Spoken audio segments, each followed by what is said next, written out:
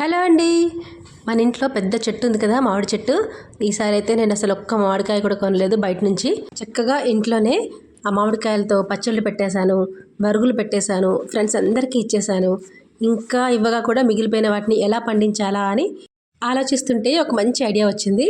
ఇలా ఒక కాటన్ డబ్బాలో ప్రతి మామిడికాయని ఒక పేపర్లో చుట్టేసి గాలి వెళ్ళకుండా గట్టిగా పైన అన్ని పేపర్స్ పెట్టేసి ఒక 15 రోజులు వెయిట్ చేశాను. అంతే, చక్కగా అన్ని మామిడికాయలు ఇట్లా పండ్లైపోయాయి. మంచి కలర్ కూడా వచ్చింది. అసలు ఎంత స్వీట్గా ఉందో. అయితే వర్షాలు పడకముందుకే నేను కాయల్ని తెంపేసి ఇలా అరేంజ్ చేశాను కాబట్టి వీటికి పురుగులు పట్టలేదు.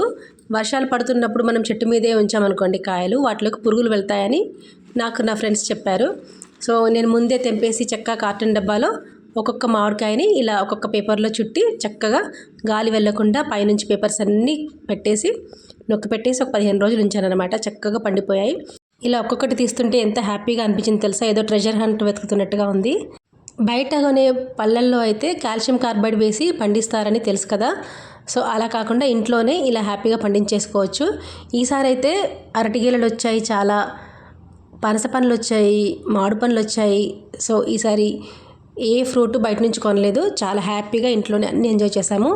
ఈ పళ్ళల్లోంచి ఒక పండుని కట్ చేసి మీకు చూపిస్తాను.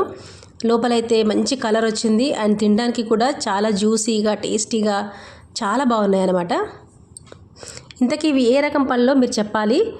అండ్ వీటితో ఏమేమి రెసిపీస్ చేసుకోవచ్చో కూడా చెప్పండి. ఈ పళ్ళతో పానకం పూరి చేసుకుంటే చాలా బాగుంటుంది కదా. చాలా టేస్టీగా, షుగర్ వేయాల్సిన అవసరం లేకుండా చాలా స్వీట్గా ఉన్నాయి. సో ఇంకా ఏమైనా కొత్త రెసిపీస్ మీకు తెలిస్తే కామెంట్ చేయండి. అలాగే ఈ వీడియో నచ్చితే లైక్ చేయండి, మీ ఫ్రెండ్స్ అందరికీ షేర్ చేయండి, తప్పకుండా సబ్స్క్రైబ్ చేసుకోండి. ఏదో సరదాగా నాకు చాలా హ్యాపీగా అనిపించి ఈ సంతోషాన్ని మీతో షేర్ చేసుకుంటున్నాను అంతే.